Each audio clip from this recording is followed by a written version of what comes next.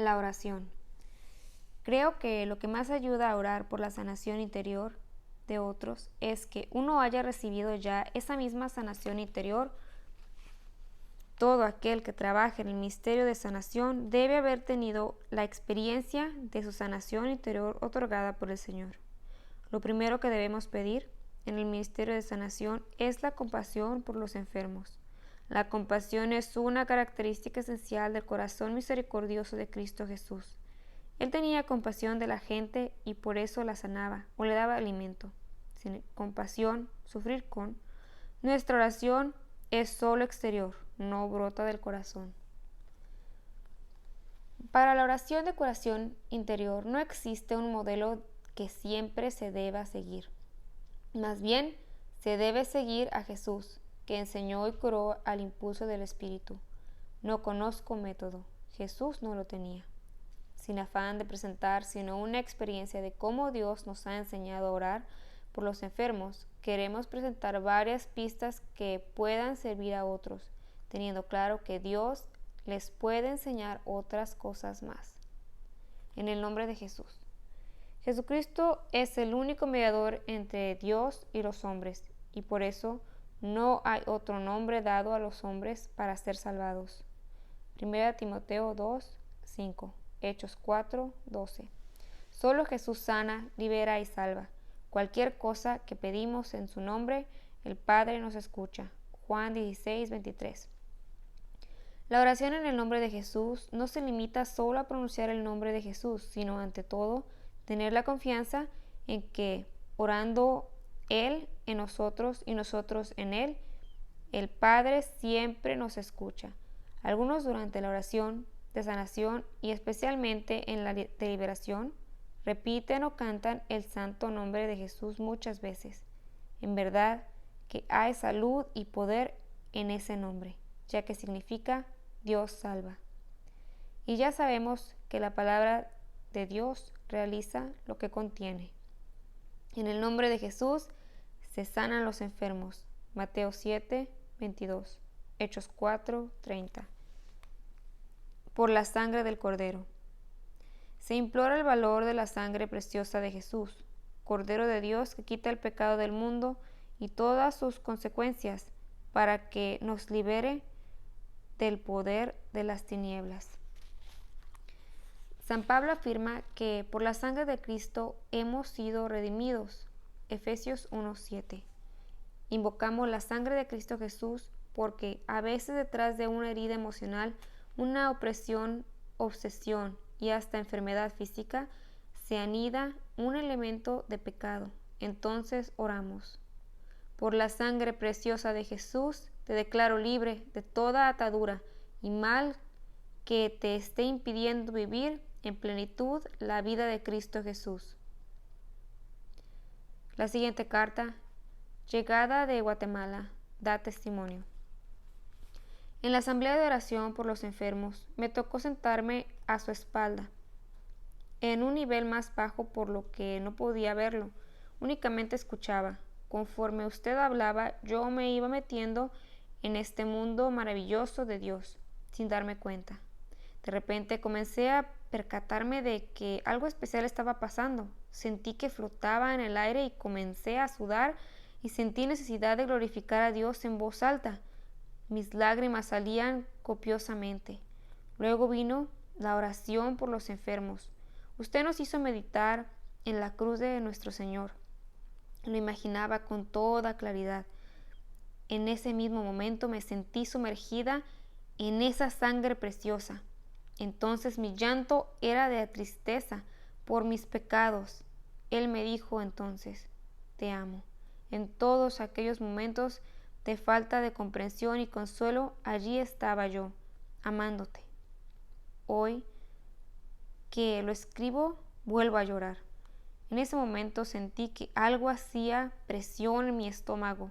El Señor curaba entonces mi vejiga y mi uretra, que me habían quedado cerrada y en mala posición por los partos.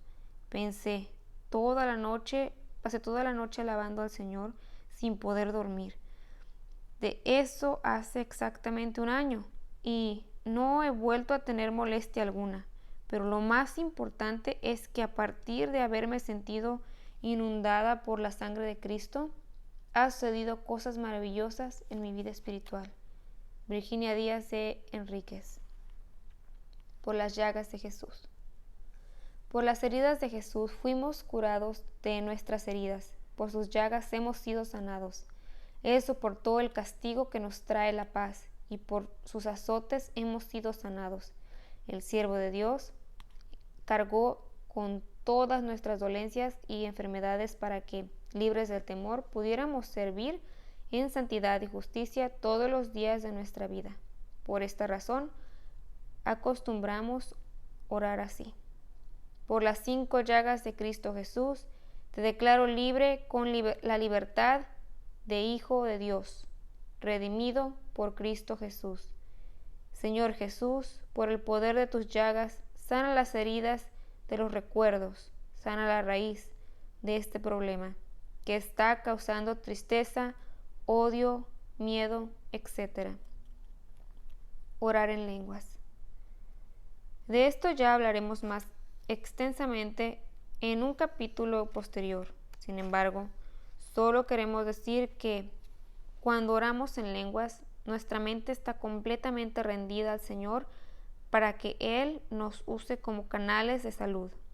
La oración de lenguas constituye un instrumento maravilloso que tiene la capacidad de penetrar hasta donde el hombre y la ciencia no son capaces. En un retiro sacerdotal en Lyon, Francia, había sacerdotes abiertos al don de lenguas, pero había otros que se oponían e incluso se burlaban de él. El peor de estos era un sacerdote misionero que trabajaba dando clases de árabe en una universidad de África. En el segundo día, ese sacerdote se puso de pie delante de todos y escribió unos signos muy raros en el pizarrón. Luego, muy conmovido, nos explicó: durante la oración en lenguas de ayer, ustedes estaban diciendo esto en árabe, lo cual significa Dios hace misericordia. En toda oración en lenguas, Dios hace misericordia con nosotros, ya que no sabemos pedir como conviene, pero el Espíritu viene en ayuda de nuestra debilidad e intercede por nosotros con gemidos inefables. Romanos 8:26. Intercesión de María. También de ella hablaremos después, pero la incluimos aquí para tener una visión de conjunto de estos elementos fundamentales de la oración de curación. Ella es la persona que tiene el carisma de curación de manera más excelsa, porque ella tiene a Jesús, nuestra salud, y estaba al pie de la cruz, donde el Cordero de Dios fue herido por nuestras rebeldías. La intercesión de la oración de María se constata por todo el mundo en los santuarios marianos. C. Enfermedad del espíritu y reconciliación. Nuestra alma también se puede enfermar. Esto es más grave que padecer algún tipo de cáncer o algún trauma psicológico. Un sábado Jesús llegó a la piscina de Betzatá, que significa casa de misericordia. Vio a un hombre que yacía sobre su lecho y le ordenó: levántate, toma tu camilla y anda. Algún hombre que llevaba 38 años paralítico encontró gracia delante de los ojos de Dios. Se levantó y comenzó a andar. Luego el maestro se lo encontró y le advirtió: mira que estás curado, vete y no peques más, para que no te suceda algo peor. Juan 5, 1-14. Jesús de ninguna manera afirmó que si pecaba se quedaría más de 38 años paralítico, sino que el pecar sería lo peor que 38 años de parálisis. Es más, el pecado no solo es una enfermedad, sino que necesariamente produce muerte. San Pablo afirma que el salario del pecador es la muerte. Romanos 6:23. El pecado produce la muerte en cuanto que nos priva de la vida de Dios, o mejor dicho, de Dios que es la vida. Me dejaron a mí manantial de agua viva y se construyeron cisternas agrietadas que el agua no puede contener. Jeremías 2:13. El pecado básicamente consiste en una falta de fe en Dios, generalmente provocada por un exceso de confianza en nosotros mismos. Es creer más en nosotros mismos, nuestros valores, pensamientos, seguridades, etc., que en Dios. El fruto prohibido del paraíso es el hombre que confía más en sus propios medios para lograr las realizaciones de su ser que en el camino propuesto por Dios.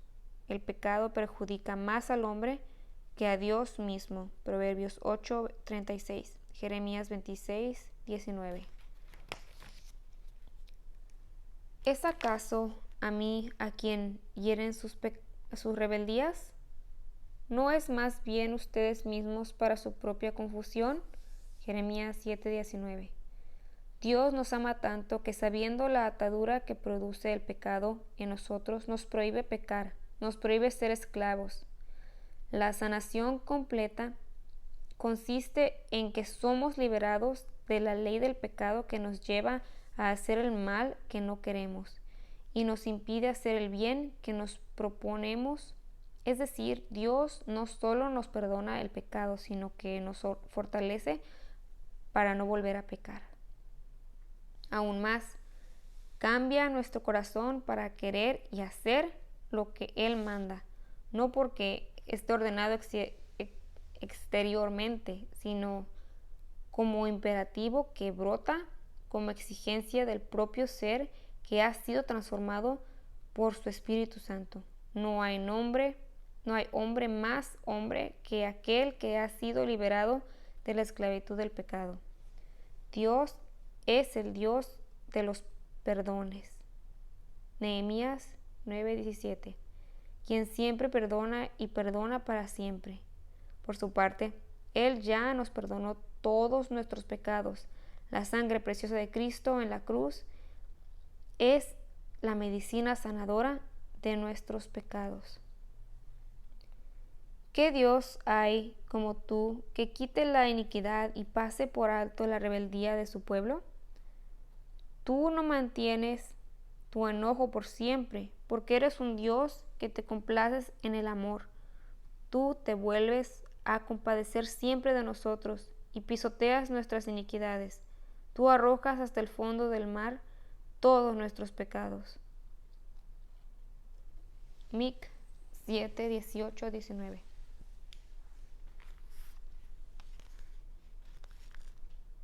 A nosotros corresponde hacer nuestra esa medicina mediante la fe y la reconciliación. Por la fe nos apropiamos los méritos de Cristo Jesús en la cruz. Por la conversión ponemos en juego todo el potencial de los frutos de su redención. Basta confesarnos pecadores frente a su misericordia para ser perdonados. Si reconocemos nuestros pecados, fiel y justo es Él para perdonarnos y purificarnos de toda injusticia. Primera de Juan 1:9. En este campo juega un papel imprescindible la reconciliación, que es el sacramento del encuentro de alegría, porque es el regreso del Hijo amado a casa de su Padre misericordioso, que le pone zapatos nuevos, dignidad, vestido fino, vida nueva, y un anillo de heredero, organizando además una fiesta porque el hijo que estaba muerto ha vuelto a la vida. Lucas 15, del 11 al 24. Que Jesús envió a los apóstoles a resucitar muertos, Mateo 10:8, y no hay gente más muerta que aquella que ha perdido la vida de Dios por el pecado. Sin embargo, muchos no entienden todavía este bello sacramento y aún le tienen miedo. y buscan 1000 excusas para no confesarse. Había un sacerdote que trabajaba en una pequeña aldea en el Polo Norte. Para ir al pueblo más cercano donde radica otro sacerdote para confesarse no había carretera y debía tomar una vieja avioneta. Por esta razón, él explicaba: yo ya no me confieso porque irme a confesar por un pecado venial me sale demasiado caro el viaje en avioneta, y si tengo pecado mortal, me da miedo subir a ese viejo aparato. En una ocasión regresaba a mi pueblo en mi auto. Sin darme cuenta, rebasé el límite de velocidad hasta que me alcanzó un policía en su motocicleta. Me detuve y se me acercó el oficial con su pistola, enojado porque tenía muchos minutos siguiéndome y yo no me detenía. Cuando le entregué mis papeles y los leyó, me preguntó: ¿es usted el famoso padre Tardif? Sí, contesté. ¿Desea usted confesarse? Se asustó tanto que me entregó inmediatamente mis documentos y me dijo que tenía demasiada prisa. Con todo y pistola tenía miedo a confesarse. No hubo multa ni confesión por el miedo que él tenía. Le tememos a la confesión porque no entendemos que es el sacramento del amor de Dios. Siempre que le pedimos perdón al Señor, sea lo que sea, el Señor nos perdona. Jamás se escandaliza de nuestros pecados. Solo espera que los reconozcamos y que le pidamos perdón, sin excusarnos ni minimizar la falta. Solamente existe un pecado que Dios no puede perdonar, aquel del que no le pedimos perdón. El pecado que no reconocemos como tal, el que autojustificamos.